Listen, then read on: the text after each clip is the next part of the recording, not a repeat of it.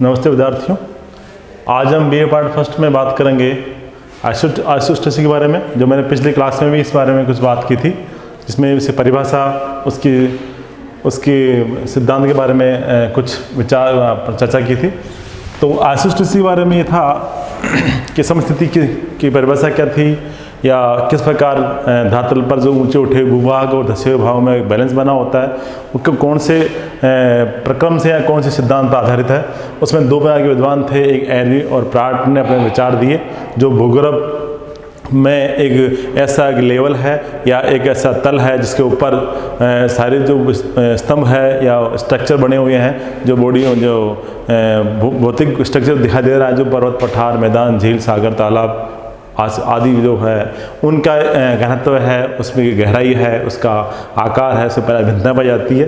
तो उनका एक, इन सब का एक बैलेंस, इनका सबका एक दबाव, एक भार एक सीमा पर, एक रेखा पर समान पड़ता है, तभी ये एक स्थिर अवस्था में रह सकते हैं। अगर इनमें कुछ इसका दबाव में या इसका घनत्व में अंतर रहे और उनका प्रभाव पड़े तो उसमें वो तल उसको अनबैलेंस कर देगा। अनबैलेंस कर देगा तो उसमें धरातल पर कोई मूवमेंट आएगा। इस प्रकार इसने इस सिद्धांत के बारे में इसने बताया मैंने कि परिभाषा में ये था कि परिवहन करती हुई पृथ्वी के ऊपर उठे भूभाग, जिसमें पर्वत, पठार, मैदान, झील है वो, और धसे हुए भूभाग जो सागर से नीचे वाले जो सागर वाले सागर क्षेत्र है, महासागर है, ओशन, ये समुद्र है, उनका और इनका दोनों का एक यांत्रिक या मैकेनिकल जो स्टेबिलिटी है, वो उसे आपको इसको समस्थिति कहा जाता है। जिसमें दो बताए मैंने, एक तो मैकेनिकल मतलब ऊपर उठे भूभाग, ऊपर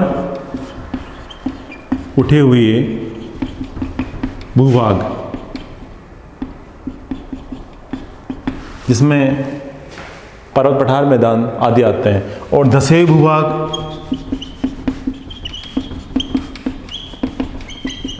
जिसमें आता है सागर, झील, समुद्र। तो इन दोनों का एक मैकेनिकल यानी यांत्रिक विधि से, यांत्रिक या भौतिक दशा से, भौतिक या यांत्रिक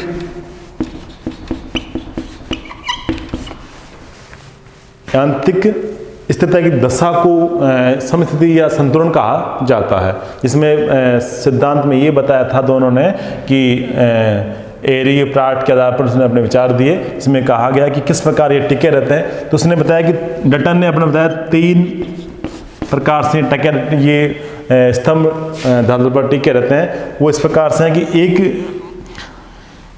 इन जो स्तंभ है, जैसे पर्वत है, पठार है और मैदान है, झील है, सागर है, ऐसे भूआकार होता है। अब इन सबके इन पर्वत, पठार, ये मैदान हो गया, झील हो गया, ये सागर, इन सब का एक लेवल, एक तल पे टिके रहते हैं, जिन पर इन सब का दबाव या भार बराबर पड़ता है। यानी जैसे पर्वत आ गया, पठार हो गया, मैदान आ गया, झील है, सागर है, जो एक सी लेवल के नीचे जो क्षेत्र ये और सी लेवल से ऊपर वाला जो क्षेत्र ये, इन सब का भार या दबाव एक सीमा पर, एक तल पर बराबर पड़ता है। उस तल को बोलते हैं कंपेंसेशन और लेवल ऑफ कंपेंसेशन, यानी क्षतिपूर्ति तल, क्षतिपूर्ति तल या समदबाव तल, समदबाव तल या समतोल तल, समतोल तल। इस प्रकार ये इस लेवल को बोलते हैं क्षतिपूर्ति तल, समदबाव तल या समतोल तल, जिस पर सभी स्तंभों का भार या दबाव बराबर पड़ता है। इन सभी स्तंभों का घनत्व में अंतर रहता है, लेकिन दबाव सबका दबाव या भार एक सीमा पर बराबर पड़ता है। उस तल को बोलते हैं क्षतिपूर्ति तल, समदबाव तल, समतोल तल। तो इस आधार पर इसमें ये बताया गया कि इसमें दो सिद्धांत थे, एरी का और प्राट का। तो एरी के आधार पर हम बात करते हैं। तो एरी ने ये बताया, एरी की संकल्पना, एरी और प्राट दो विद्वान थे। दोनों ने मैंने बताया कि कल्याण और कल्याणपुर के बारे में जो भू सर्वेक्षण चल रहा था, उसमें कुछ जो यांत्रिक विधि, जो इसमें 2 विधियों द्वारा त्रिभुजीकरण विधि से और खगोल विधि से जो सर्वे चल रहा है, उसमें जो डिफेंस आया, उस आधार पर दोनों डिफेंस में पूछा गया एरी प्राट को, तो एरी ने अपने विचार दिए कि इसमें विचार जो था वो हिमालय के अपने गुरुत्व के कारण, गुरुत्व शक्ति के कारण पेंडुलम अपने को खींच रहा था, इस कारण से ये अंतर आया था। लेकिन उसने ये समस्या प्राट के सामने रखी गई, तो प्राट ने इस बारे में दोबारा गणना की और उसके गणना करके उसने अपने विचार दिए। उसने कहा कि जिस प्रकार इतना घनत्व वाले सेल से, अगर ये सामान्य सियाल के घनत्व से सेल से बना हुआ है, हिमालय है, और इसमें इतना घनत्व है तो उसकी आकाश शक्ति का इतना नहीं से अधिक होना चाहिए, जो अंतर 5.2369 होकर 15.885 होना चाहिए, ये अपने प्राट ने बताया था। प्राट के अनुसार ये डिफाइन आना चाहिए था और एरी ने ये गणना निकाली थी। इन दोनों के बारे में दोनों विचार दिए कि किस प्रकार से एरी और प्राट के अपने मतलब इस सिद्धांत को संकल्प में बताते हैं, वो इस प्रकार से हैं।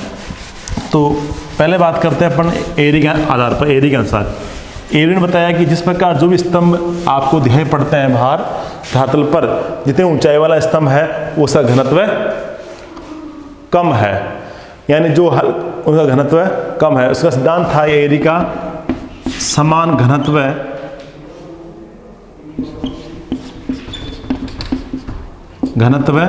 और असमान गहराई। एरिया जो संकल्पना है उसका सिद्धांत इस वाक्य पर या इस सिद्धांत पर आधारित है, समान घनत्व है असमान गहराई पर निर्भर करता है। उस प्रकार से है कि जो भी स्तंभ बने हुए हैं, जो भी सेल, जो भी सियाल सीमा बताया मैंने, जो भी ये ये पर्वतीय भाग है, ये पठारी भाग है, ये मैदानी भाग है और ये झील वाला सागर क्षेत्र है। तो इसने बताया कि जो भाग जितना बाहर दिखाई पड़ता है वो जिस घनत्व से बना हुआ है, जैसे इसका घनत्व 2.67 है, तो जिस स्तंभ में डूबा हुआ है, तो जिस स्तंभ में डूबा हुआ है उसी घनत्व मतलब उसी सेल का घनत्व तो इक्वल है, 2.67 इसका घनत्व है, लेकिन उसकी गहराई में अंतर है। मतलब जो स्तंभ बाहर दिखाई पड़ते हैं उनमें समान तो घनत्व में समानता है, लेकिन गहराई में पर्याप्त भिन्नता पाई जाती है। जो स्तंभ दिखाई पड़ता है जितना अधिक ऊंचा है उसका अधिक वाला जो क्षेत्र है, अधिक लंबा वाला क्षेत्र है, वो धरातल में या भूगर्भ में या मैग्मा में, जो आप बोलते हैं सबस्ट्रेटम में धंसा हुआ है या डूबा हुआ है। जो एक अधिक घनत्व वाला पदार्थ एक कम घनत्व वाले सेल को ढका रखता है या घेर के रखता है। तो ये जो सेल नीचे वाली वो अधिक 3.0 वाली, मानी इसका घनत्व ज़्यादा है।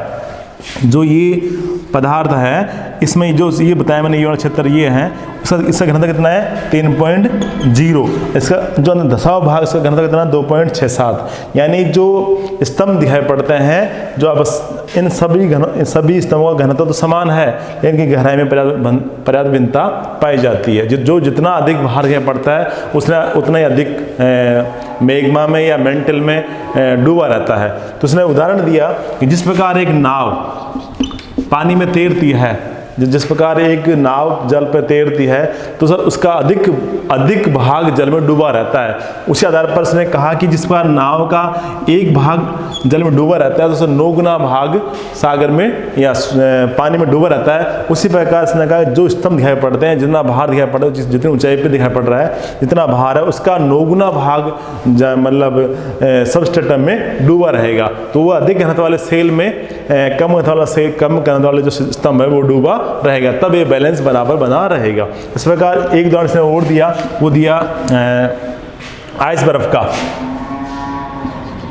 आइस का, जिसमें एक बर्फ का टुकड़ा पानी में तैरता है, तो उस पानी में तैरने के लिए उसको, एक बर्फ के टुकड़े को पानी में तैरने के लिए उसका अधिकांश भाग वाला है वो जल में डूबा रहेगा, तब उसका 1% या एक भाग बाहर दिखाई पड़ेगा। तो उसमें वही सिद्धांत ये काम करता है। ये लकड़ी के टुकड़े ले लो, चाहे वो आइस के टुकड़े ले लो आप, तो दोनों को पानी में डालोगे तो उसमें ये अनुभव होगा कि उसका अधिकांश भाग जल में डूबा रहेगा, उसका 1% या एक भाग बाहर दिखाई बना रहेगा।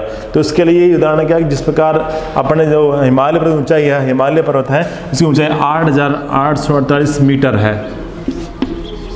अगर इतना ऊंचाई वाला भाग सी लेवल से है तो इसका 9 गुना भाग, यानी इसका 9 गुना भाग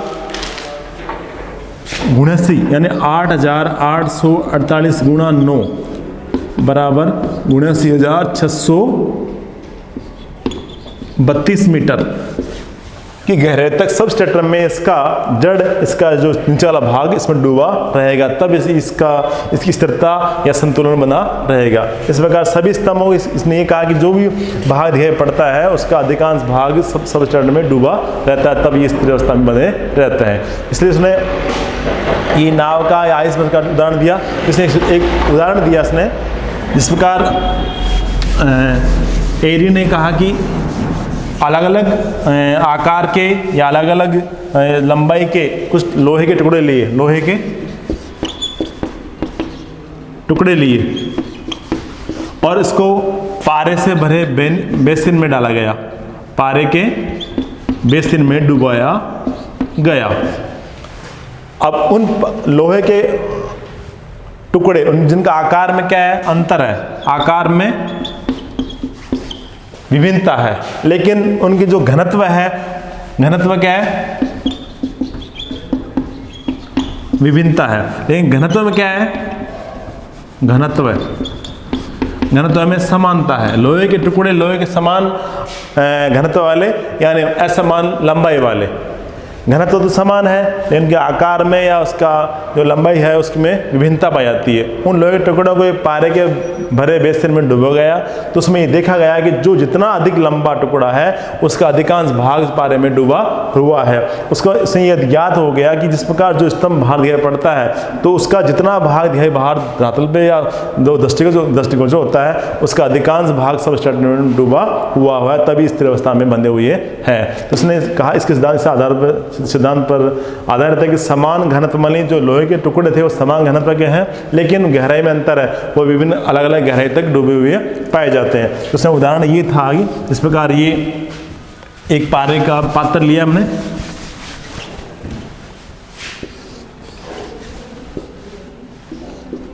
इसमें ये पारा भरा हुआ है और इसमें स्तंभ थे, ये स्तंभ है, ये स्तंभ है, ये स्तंभ है, ये स्तंभ है, ये स्तंभ है। तो जितना अधिक गहरा है उतना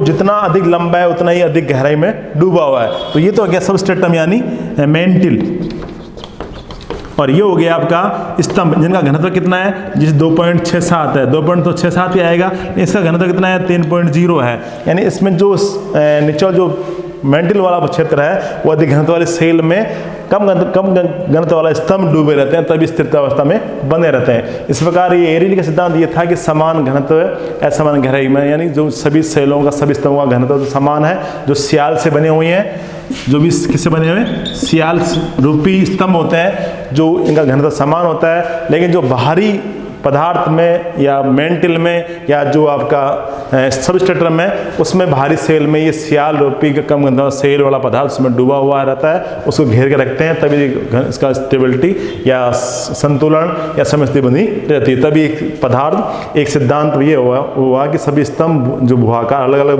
भुआकार के होते हैं, अलग अलग आकृति के होते हैं, वो अलग अलग विभिन्न गहराई तक धसे रहते हैं, तभी स्थिर अवस्था में पाए जाते हैं। इस प्रकार सिद्धांत एरी के अनुसार ये था।